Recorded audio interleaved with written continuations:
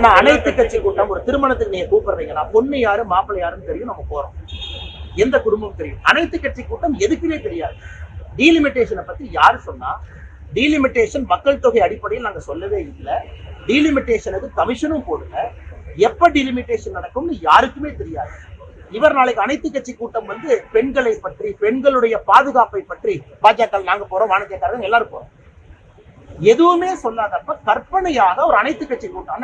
கற்பனையா ஒரு கல்யாணத்துக்கு போவீங்களானே?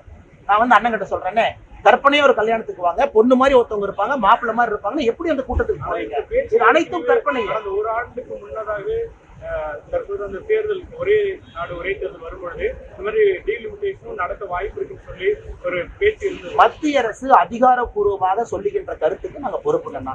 848 சீட் நாங்க சொல்ல வேண்டும். 22 சீட் தமிழ்நாட்டுக்கு வரும் சொல்ல வேண்டும். இந்தியாவில் டீலிமிட்டேஷன் வரும் பொழுது ஆர்டிகல் 81 படி பாப்புலேஷன் அடிப்படையில் தான் வரும் சொல்ல வேண்டும். புதிய நாடாளுமன்றம் அமைக்கும் போது கூடுதல் இருக்கை அமைக்கப்பட்டது. கூடுதல் இருக்கை அது 800, 900, 1000 இருக்குங்க. டீலிமிட்டேஷனை பத்தி எங்களுடைய கட்சி தலைவர்கள் பார்லிமெண்ட்ல பேசும் பொழுது ஒரே நாடு ஒரே தேர்தலை போல கமிஷன் கமிட்டி அது எப்படி வரும், எந்த அடிப்படையில வரும். இன்னைக்கு அமித்ஷா அவர்கள் ஒருபடி முன்னாடி போய் ப்ரோரேட்டாங்கன்னு சொல்லி முடிச்சுட்டாங்க. அப்படின்னா இன்னைக்கு இருக்கக்கூடிய எந்த மாநிலமும் மேலையும் போக மாட்டாங்க, கீழே வர மாட்டாங்க. எல்லா மாநிலமும் அவங்களுடைய விகிதாச்சார அடிப்படையில் இருப்பாங்க. அப்படி இருக்கும் பொழுது முதலமைச்சருக்கு நாங்க கேட்கக்கூடிய தொடர் கேள்வி என்னன்னா, எந்த அடிப்படையில எனக்கு தகவல் வந்துச்சு, டெல்லியில இருந்து சொன்னாங்க 848 சீட்டு, அதுக்கு நாங்க ஆதாரம் கேட்கிறோம். எதுவுமே இல்லாம பாரதிய ஜனதா கட்சியை கூப்பிட்டு நீங்க ஒரு மீட்டிங்ல உட்காருங்கன்னா நாளைக்கு எந்த பேசிஸா பேச போறாங்கன்னா, நாளைக்கு மீட்டிங்ல ஒரு பேசிஸ் வேணும்ல. இப்ப நம்ம டீலிமிட்டேஷன் அறிவிச்சிட்டோம், திட்டத்தை சொல்லிட்டோம், குறை இருக்கா டீலிமிட்டேஷன் மீட்டிங் கூப்பிடுங்க நாங்க வர்றோம். அறிவிக்காம அதுபடி நடக்காதுன்னு சொன்ன பிறகு, பாப்புலேஷன் மட்டும்தான் ஒரே ஒரு முகாந்திரம் இல்லை என்று சொல்லிய பிறகும் தொடர்ந்து முதலமைச்சர் சொல்றாங்கன்னா அவர் திசை திருப்புறாரு அர்த்தம். தமிழ்நாட்டினுடைய அடிப்படை மக்கள் பிரச்சனையை பேசாம திசை திருப்பி இன்னொரு இடத்துக்கு போறாருன்னு அர்த்தம்.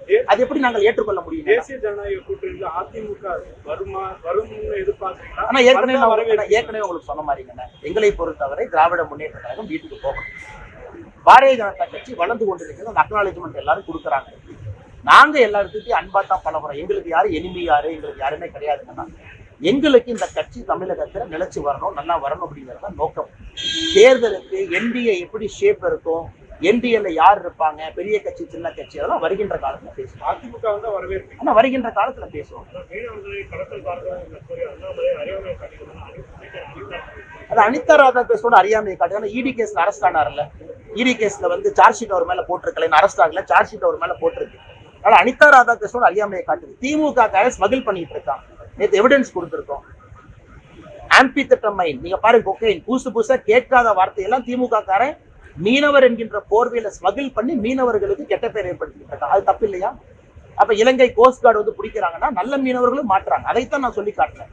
திமுக காரன் இதை பயன்படுத்தி திமுக கட்சிக்காரன் கடத்தல ஈடுபட்டிருக்கான். இது அனிதா ராதாகிருஷ்ணனுக்கு தெரியாதா?